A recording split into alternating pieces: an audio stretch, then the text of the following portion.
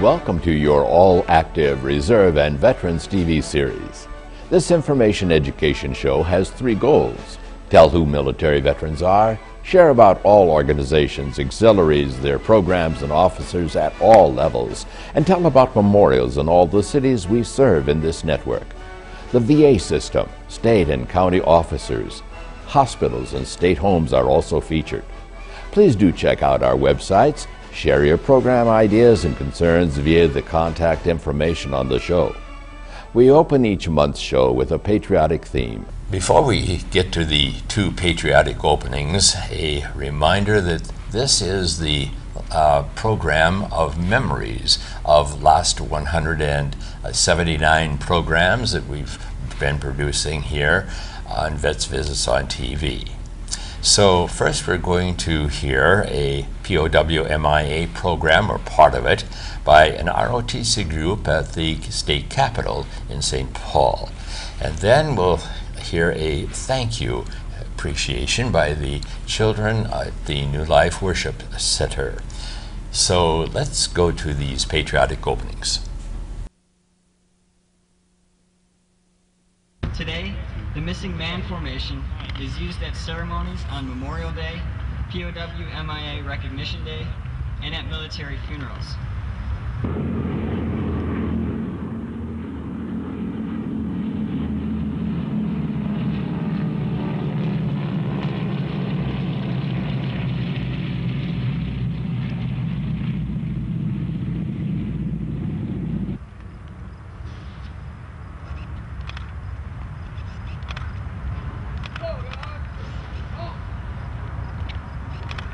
I will direct your attention to the Prisoners of War Missing in Action table.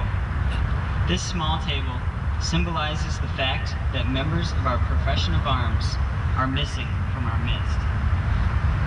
We thank you for protecting this land and keeping our nation free. We thank you for protecting this land so that we can live in peace. I hope you don't mind if I don't know your name, but my friend and I would be glad if you came. We'd all like to thank you for what you have done, and we hope that you can come. We thank you for protecting this land and keeping our nation free. We thank you for protecting this land so that we can live in peace.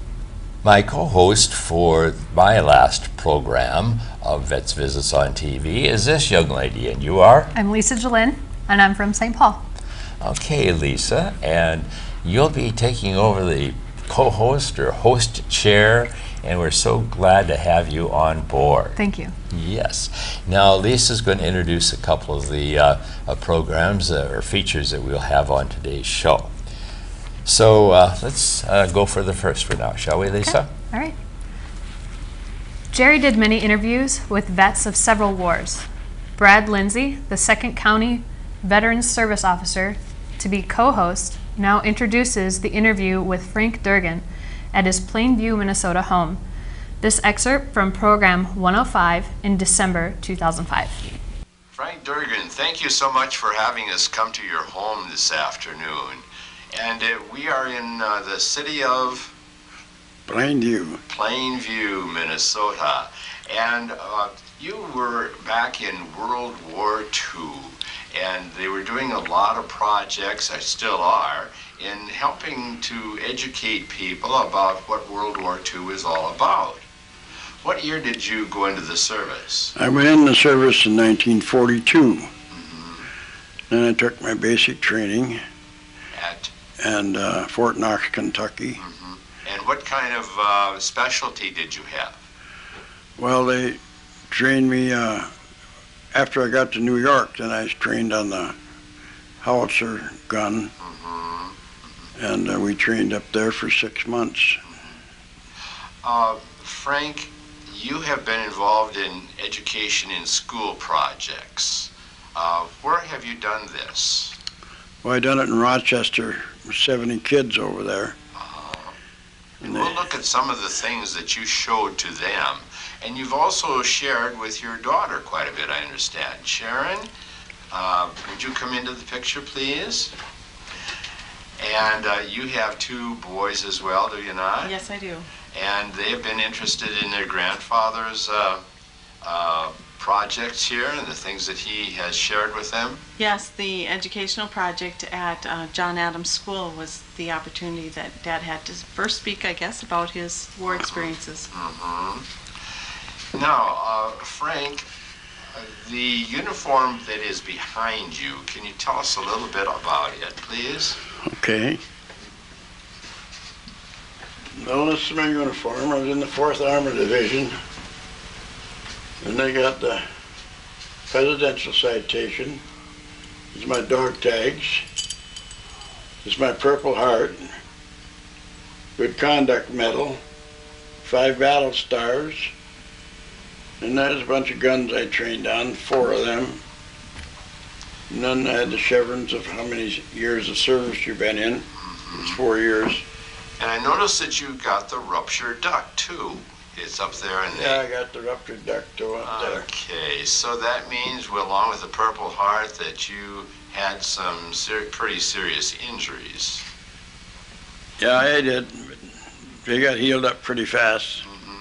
And you chose not to go back to a aid station, but you received shrapnel wounds. Yes, I just had medics bandage me up and I stayed right with my outfit. Now, Frank, we're going to go next to look at some of the maps of the area that you served. And while you were overseas, your mother had this out in front. Yes. My mother had that in a window for 4 years. Right. Okay, thank you. Frank, what were some of the major battles that you fought in while you were in Europe?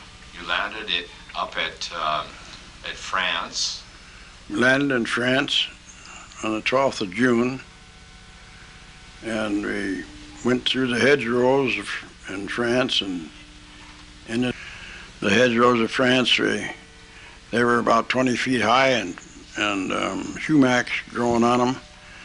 We had to bulldoze them out of the way before we get through, and then we went down as far as Rennes, France, and we run right into a trap. We were surrounded, and all the crew and the outfit run about a half a mile over in the woods, and I stayed there, and the battery commander and I, we burnt Rennes, France down to the ground. He carried the shells out of the trailer, and I fired the gun.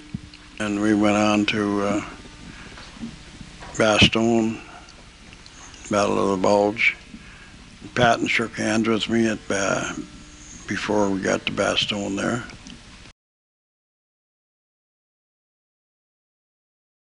Over the years, I've been privileged to meet with many state and national officers from many states when they visited Minnesota or elsewhere. Sadly, time will not allow for us to allow for all of the veteran service organizations to be represented on this show, but please watch closely as these representatives of state and national officers will be sharing with you. Also, because of tape age and being recopied, the quality will be poor, or not like you are used to on high definition. Now, first, representing many American Legion posts, here's the past Minnesota Commander Marlin Ronning to introduce all of the American Legions, and here is National Commander at a state visit, April 1991. It's my pleasure to introduce to you Thomas P. Katamus from the great state of Michigan, National Commander of the American Legion. Thank you. Tom, good morning. Good morning. How are you this morning? Just great. And yourself? Oh, can't complain at all. Good. Now, this is, you've been in office since September, right? Yeah, I was elected September 2nd in Nashville, Tennessee. And you are from? I'm from southeastern part of Michigan. I live in a town called Ypsilanti, Michigan. Ypsilanti, okay, not Ypsilanti. No, Ypsilanti. Okay. And what are some of the offices that you've held nationally? Nationally, I've been a chairman of the Veterans Affairs and Rehabilitation Commission. I've been a national vice commander, and then I've got elected to become national commander. Mm-hmm. And what are some of the goals that you have set for this year? Well, the American Legion, we plan together to help protect our veterans, their benefits, and all the benefits to the widows and orphans. And we do that, and we testify to Congress and make sure that they're making the budget available to our VA medical centers. And then in turn, we have a lot of other programs working with Boy State, Girl State, Oratorical, many children and youth programs, and do all these good things for our kids, and believing in flying the flag and patriotism, and hoping our membership will grow. We are in 15 states from coast to coast. Now, what is the main problem that you see maybe coming up within 05? The biggest problem we are trying to work on is, there's two actually. We want to change the Congress from discretionary spending, figuring out our budget for the VA, to mandatory funding. So the administrators of the hospitals and benefit sites will know what they've got on hand in order to staff and run their facilities. The other thing, we're a little disappointed with the 108th Congress not taking any action on the flag amendment, and we're proceeding with the 109th, try to get the flag amendment adopted. Maybe just kind of a fear that, well, if we don't talk about it, it'll go away, right? That could be, but we're not going to let it go away. Good for you. Any special comments that you'd like to make otherwise to our national audience? Yeah, I just like to say the American Legion, really exemplifies the American way of life. And any of the people that have served the United States Armed Forces since August 2nd, 1990 to present day is eligible to join the American Legion. And we wish you would come down to the post or get on the internet and look up legion.org and figure out a post in your area and come join our ranks. It's a friendly group, and they're willing to accept new members, especially those that will attend meetings too, is right? Well, we like to have active members, but the more members we have, the larger voice we have in Congress. And of course, the National Magazine is one to be very proud of, and most states have their own state magazine or paper. Yes, they do, and we're very proud of our national magazine. It's high quality, has good articles in there, all about issues that are important to veterans. Thank you so much for sharing with us on Vets Visits on TV. Okay, I'm glad to be here. Thank you. At a Veterans of Foreign Wars Midwinter Conference in Minnesota, Walt Larson, Department Commander, introduces the National Commander, Jim Miller. Here's a memory from March 2006 program number 108, as we hear just a few minutes of that interview. It's my pleasure at this Midwinter Conference to have our National Commander-in-Chief, Jim Miller, who comes up from Missouri to visit with us. He's been here before. We're so pleased he would come back because we don't always get the Commander-in-Chief at these events. But he's here, he's shared a lot with us, he's challenged us, and we're so happy for his leadership at the national level. Welcome, Jim. Please share with us your concerns or what you can say about your visit here to Minnesota. Well, Commander Walt, I'll tell you what, it's a pleasure to be back here. I enjoyed my visit up here this past June. Look forward to visiting with all your comrades and sisters here from Minnesota. I appreciate the work that you all are doing on membership. Sure. And you've been in most of the 50 states by this time, or if you've got a few to go? I've got still quite a few states to go. I've had the opportunity to travel to Europe and to go into Germany and visit with some of the troops in Landstuhl. Had the opportunity to go into Bethesda and Walter Reed and visit with them, and just recently here in October went to Russia to visit with the Russian Veterans Organization, and also then to go on to France and to Italy to lay a wreath at the cemeteries honoring our World War II veterans. I think Walt is, out of my 54 commanders, is the only World War II veteran that is department commander this year, and I'm proud to have him as one of my Proud to Serve America's Veterans Commanders net. He's doing a good job. Do you have any other concerns that you want to share regarding perhaps the Voice of Democracy? We're going to see that program tomorrow night. Look forward to addressing the Voice of Democracy students at the banquet tomorrow night. I think one of my greatest highlights in this organization, one of them was to serve as the national chairman of the Voice of Democracy program in 1994. My wife and I got to chaperone all the 54 students that came into Washington, D.C. and go around and visit with them, and it will be something I'll never forget, and serving in that capacity as the national chairman of the Voice of Democracy program. Thank you so much for sharing with us on Vets Visits on TV. And Minnesota Commander Walt Larson, thank you for sharing as well. It's my pleasure. I think I'd like to share with you that my motto that's on my pin this year is keeping the faith of veterans, past and present, and especially those that didn't come home. They're keeping the faith of the veterans by keeping this organization and our many service activities going, and especially helping the families of veterans now serving over some very difficult times.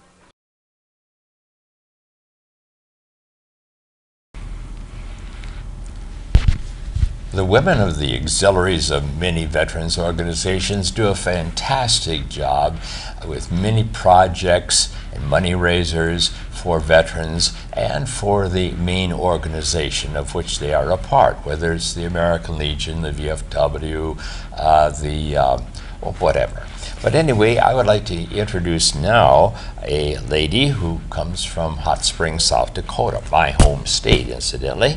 But here she is, a dame of the 40 and 8, which means 40 men and 8 horses, which were used in World War I. So here is the past National Presidente of the 40 and 8 Auxiliary. My name is Marilyn Rowley, and I'm the Le President National of La Société de Femmes. Say it. La Société de Femmes. Which means a society of women. Exactly. For the 40 and 8. Right. Mm-hmm. The auxiliary. A lot of people are not familiar with these organizations of this nature. Now, we really don't call it an auxiliary, but essentially that's what it is. We're the wives, mothers, and sisters and daughters of 40 and 8ers. And you took office back in October.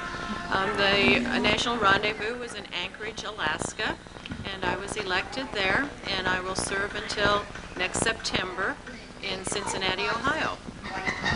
Now, what is the actual purpose of the LUSA Society? Our purpose is to assist the Voyagers in their programs. They have programs to support nurses training, youth sports, child welfare, and of course our veterans. Tim Burton, Jerry's first co-host and a county veteran service officer from 1997 to July 2005, next interviews the National Commander of the Disabled American Veterans from 2005, program number 99. Jim Sursley from the great state of Florida via Minnesota. Jim's here in Rochester, Minnesota, attending the department convention for the DAV. And we're going to have an opportunity to talk to Jim, ask him some about his travels, and see what's been going on in the world of veterans out there on the DAV side. Jim, welcome to our convention and to Vets Visits on TV. Thank you, Jim. Great to be here. Great to be back in southern Minnesota. Some things that I've thought about on the interview. I know you've been visiting some of the young troops coming back out of the East Coast there, especially at Walter Reed. What are you seeing on those kids? You know, the positive. I know there's some traumatic injuries coming out of that area. Both you and I know that. And what are you seeing from those young kids? I see a lot of great attitudes, Tim. It's amazing how resilient they are in coming back, and it doesn't take them long to recover from their injuries, and they're aggressively doing physical therapy and occupational therapy and getting back into the swing of things. There's a tremendous amount of support from our country, and I think that's a big help to their attitude as well, too. I think that one article we had in the magazine once, you and I talked about it the other day, what a positive attitude that young man had. You telling him your experience, and hopefully that helped him get through that first step. You know, that's the hardest thing I found out too. You know, how do we get through that first maybe year or 2 years through therapy training, and then try to readjust yourself to getting positive about you know, what you're going to have to live with through the rest of your life. So. Absolutely. It was my privilege to be able to share my experience with those guys and hopefully make it a little bit easier transition for them, for what you and I know we have to live with for the rest of our lives. Another question I had, how about the young women? Did you meet any of the young women coming back? You know, I get that in the office all the time, you know, how are they dealing with this? I know we've had a few amputees out of there already, too, out of Iraq. Did you have an opportunity to talk to those young ladies? I have. Certainly not as many of them, though, as I have the guys, but same thing, you know, share my experience with them. And I think it's probably a little bit more difficult for the gals because this is kind of a brand new thing for them. You know, it may be more of a stigma for a young lady to be missing a leg or an arm than it is for a young guy. So it's brand new. We've never seen this before. Yeah. Do you recall a few years ago when the support to the troops rallies were all in vogue? Well, it's still important to support the troops, and Vets Visits on TV has been all about that process and the reintegration of the troops as they come back home. Lisa, my new my replacement, is a veteran, and she's gone through some interesting process as well these recent years. We'll talk about that later, but to close the 2 months of features of renewing memories of past shows, I've chosen the following to represent the many museum and memorials that we've shown over the past years and the interviews that we've done at those memorials. Also to represent the many features of the past and future veterans. We've shared views and information and guidance to live their lives to the fullest. I've given credit for this particular feature to the MLT group in Rochester, as they've covered the rally that you're going to see at the Soldiers Field Memorial.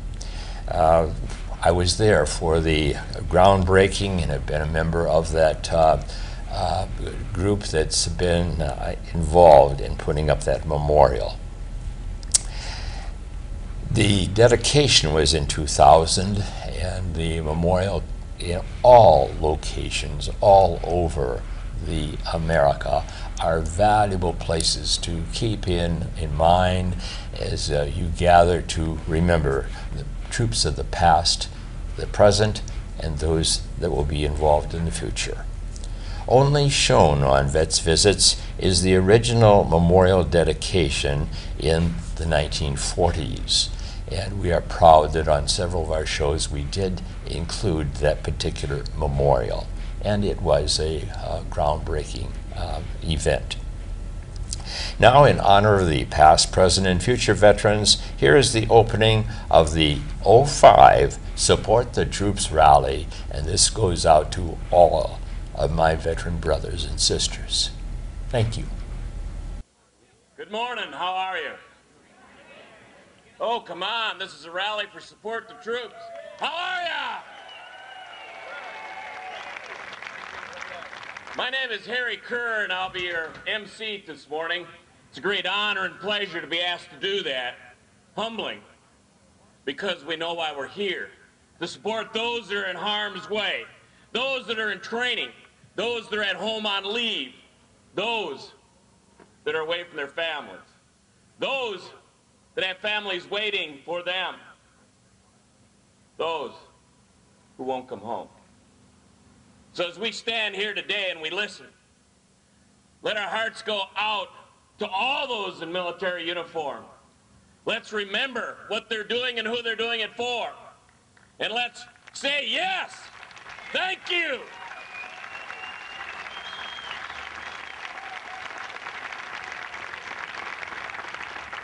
Today we have an exciting day planned, and if you haven't looked around, look around when we're done. Today there should be 2 flyovers by helicopters, one by Mail 1, piloted by a two-tour Iraqi veteran, and one Black Hawk that should fly over and then afterwards set down for an hour so that you, the citizens that pay for that Black Hawk, can go take a look at it, can touch it, can ask the questions, talk to the people that fly it, and talk to the people who have been in harm's way flying the machine, and talk about how our service members are protected. So take time, look around, ask questions. Oh, and yes, you have seen some people in uniform. Talk to them. They are America's finest, brightest. Talk to them. America needs this. We need to show our support for our veterans and our families of veterans.